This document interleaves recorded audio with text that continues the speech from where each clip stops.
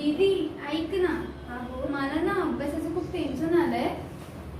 कसं करू काही कळत नाही आणि केलं ना तर लक्षातच राहत नाहीये. अच्छा असं आहे का?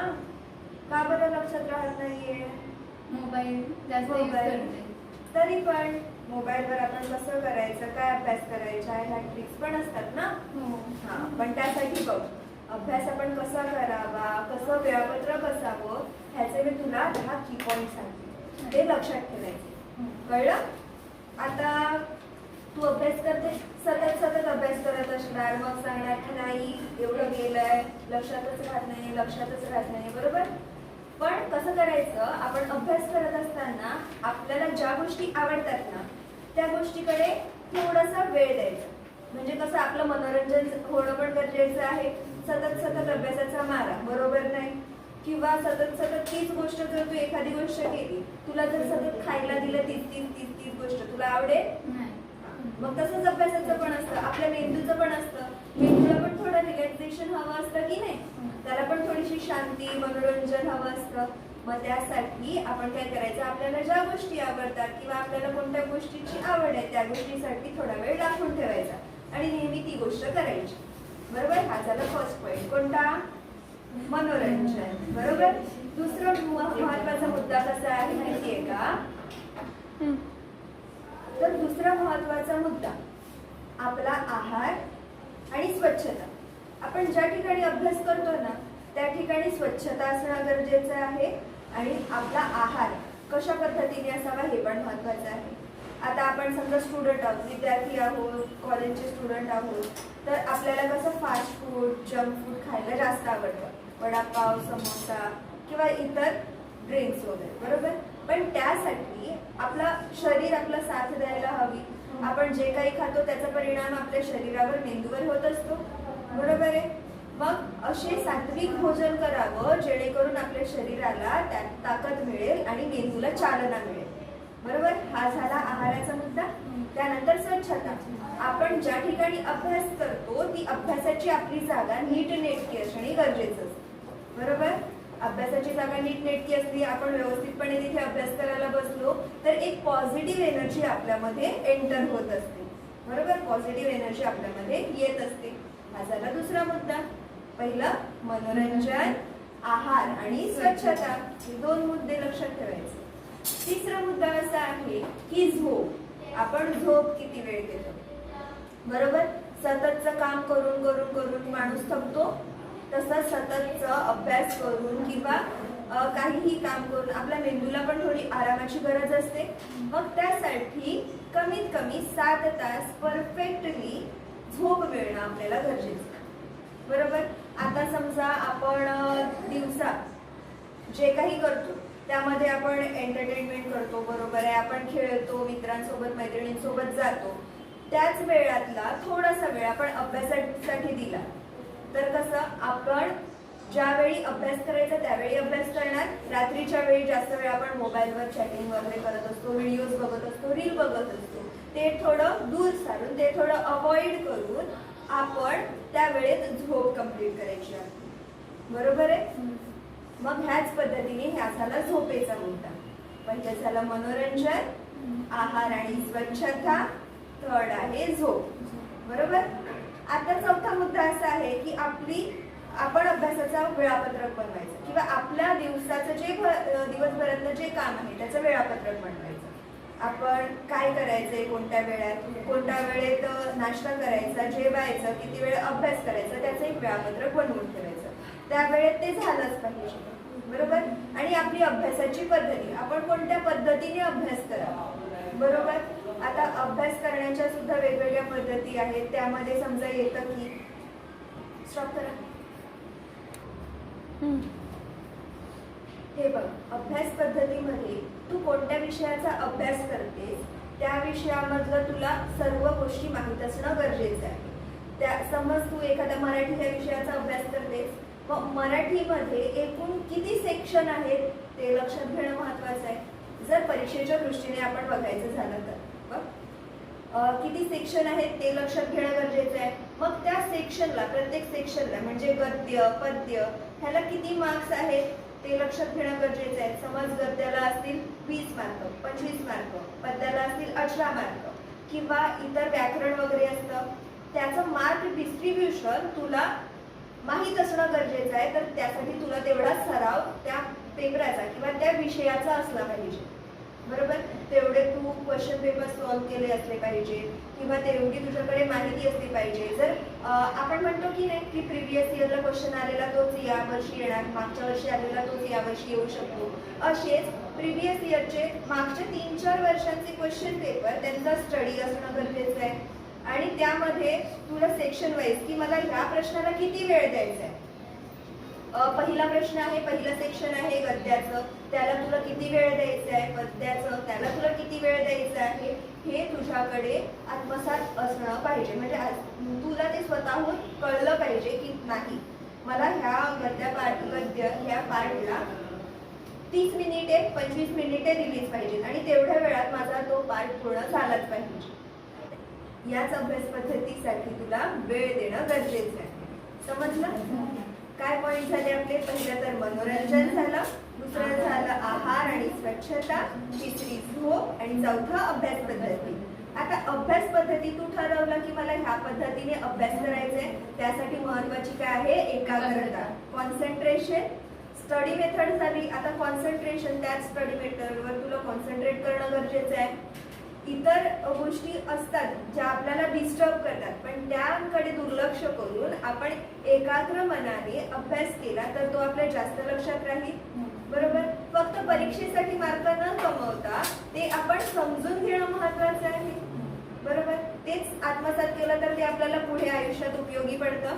मग त्यासाठी काय मस्ट असतं? एकाग्रता, कॉन्सन्ट्रेशन गरजेचं असतं.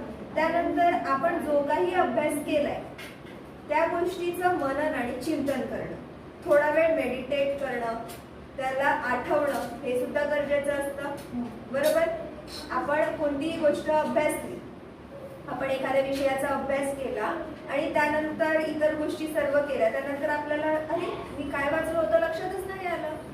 मग त्यासाठी आपण ज्या गोष्टी वाचतो तर काय करायचं, आपण ज्या गोष्टीचा अभ्यास करतोय ते रिवाइज करायचं. आपण वाचन केलं तेच एकदा लिहायचं आणि तेच आपण आठवायचं. हे झाले आपले 6 मुद्दे. पहिलं तर मनोरंजन, आहार आणि स्वच्छता, झोप, वेळापत्रक, अभ्यासाची पद्धती आणि त्यानंतर आपली एकाग्रता आणि आपण जो अभ्यास करतो त्यावर मनन आणि चिंतन करणं. आता ह्या झाल्या 6 पद्धती. त्यानंतर काय आहे? दृढ निश्चय. आपल्याला काय करायचं आहे पुढे, त्या गोष्टीचा आपल्याला आत्मविश्वास असला पाहिजे. दृढ निश्चय आपण केला पाहिजे, नाही मला हे करायचंच आहे, मी एवढे मार्क्स. आता जर तू परीक्षेच्या दृष्टीने मला म्हणते की नाही मग मी ठरवलंय की मला 90-95% मार्क हवे, तर त्यासाठी तू किती मेहनत घेतेयस हे महत्वाचं आहे. बरोबर, मग त्यासाठी तू प्रत्येक गोष्टीला वेळ देणं, आहार वगैरे आपण जसे मुद्दे घेतले त्यानुसार प्रत्येक गोष्टीला स्पेसिफाय करणं गरजेचं आहे. आणि तुझा एक निश्चय असला पाहिजे, नाही मला हे करायचंच आहे, त्याशिवाय मी थांबणार नाही. बरोबर, हा झाला तुझा दृढ निश्चय. तुला काय करायचं हे तुला बरोबर माहिती आहे की नाही. त्यानंतर आपण प्रत्येक गोष्ट करतो, ठीक आहे, आपण सर्व गोष्टींना वेळ दिला. आपण कन्व्हर्सेशन कोणाशी करतो, कसं करतो ते पण महत्वाचं आहे. संवाद महत्वाचा आहे.